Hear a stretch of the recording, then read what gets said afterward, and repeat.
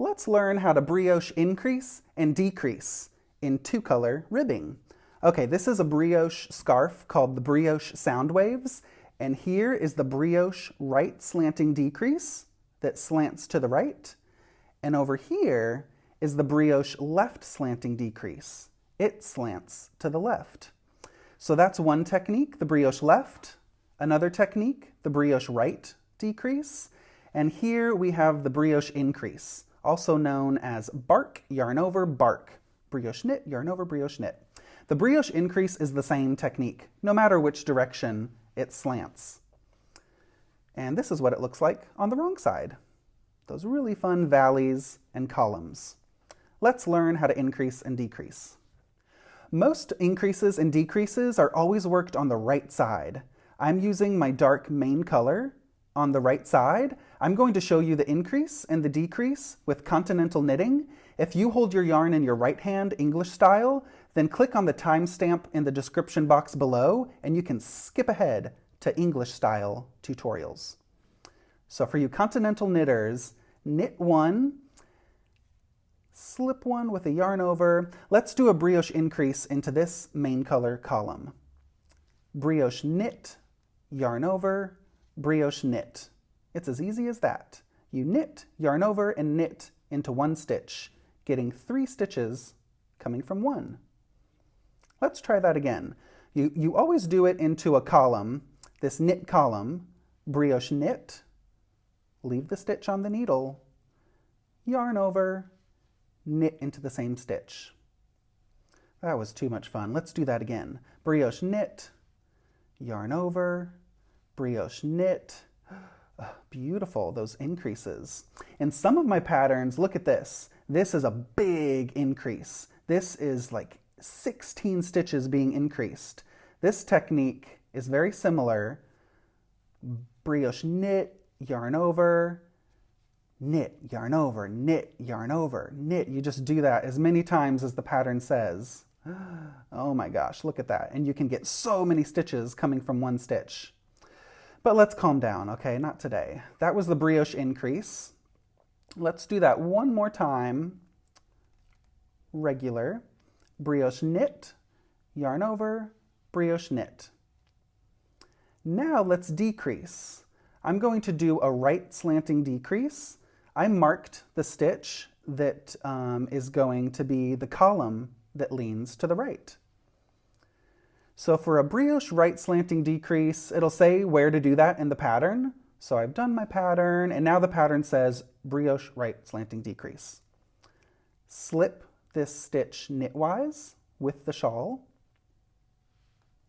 Knit one, pass the first stitch over,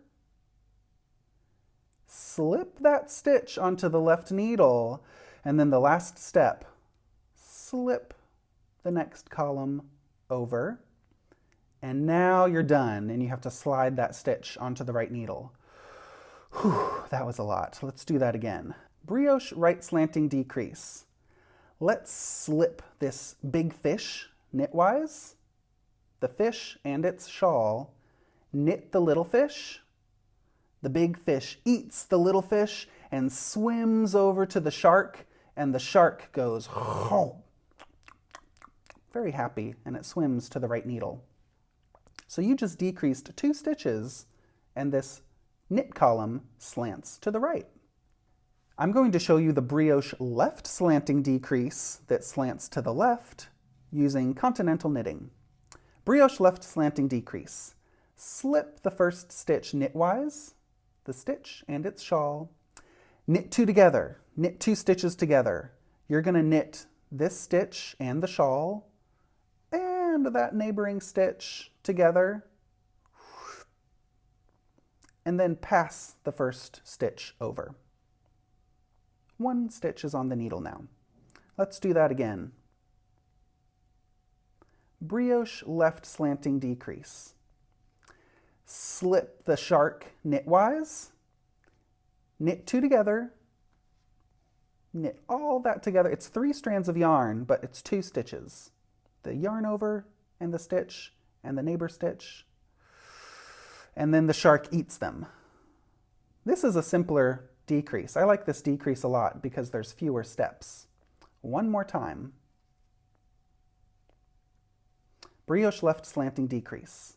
Slip the shark knitwise, knit two together,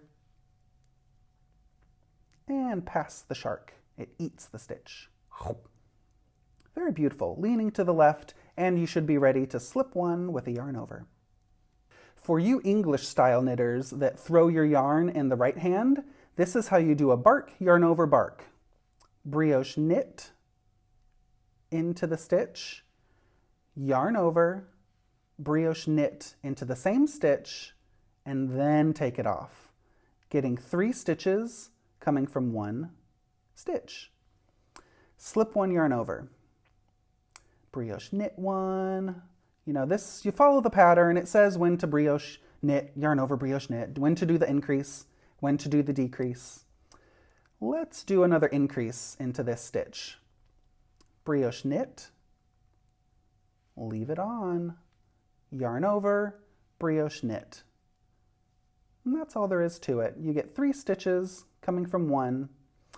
Now let's do a decrease, a right slanting decrease. This is the stitch that's going to lean to the right. So reach this part of the pattern. It's going to say brioche right slanting decrease. Slip this stitch knitwise, and then knit your next stitch. Pass the slip stitch over the stitch and its shawl. Swim to the next stitch because it's going to eat that stitch. Pass it over. And then you can swim over to the right needle. All right, that was a lot. Let's do that one more time. I just slipped one with a yarn over. Brioche right slanting decrease. Slip the big fish knitwise. Knit the little fish. The big fish eats the little fish, the stitch and its shawl. And then it swims to a shark, and the shark is really hungry. Pass that shark over the fish. And then it's happy, so it swims to the right needle. So follow that carefully, step by step, and that's the brioche right slanting decrease. Brioche left slanting decrease for you English style knitters. We're going to decrease. This is the stitch that we begin the decrease with. I marked it with a stitch marker. Slip the first stitch knitwise, the stitch and its shawl. Knit 2 together. Knit the stitch and its neighbor stitch together, and then pass the first stitch over. The stitch and its shawl get passed over. The brioche left slanting decrease. Let's do that one more time. Slip one knitwise, knit 2 together. It's really 3 strands of yarn, but it counts as 2 stitches coming together. And pass the first stitch over. The stitch and its shawl. The stitch never goes anywhere without its little yarn over shawl. So this achieves a left slanting decrease, and I really like that decrease. It's much easier to knit than the right slanting decrease. But follow the instructions closely. This is the Brioche Sound Waves scarf, and it's a brilliant project for learning how to increase and decrease, because you increase into the same stitch over and over, and look at that, the increase flows from that knit column, and then that same column becomes a decrease. This is a brioche left slanting decrease. Really nice brioche practice for learning how to increase and decrease with brioche sound waves. And over here, this is the right slanting decrease, and it becomes an increase later. So it's really nice and flowing. You get used to the pattern, and then it excites you and it flows in another direction. And you get these beautiful sound waves for this design. So all the links to this pattern are down below in the description box, along with a few other brioche tutorials that you might want to check out to learn some more techniques.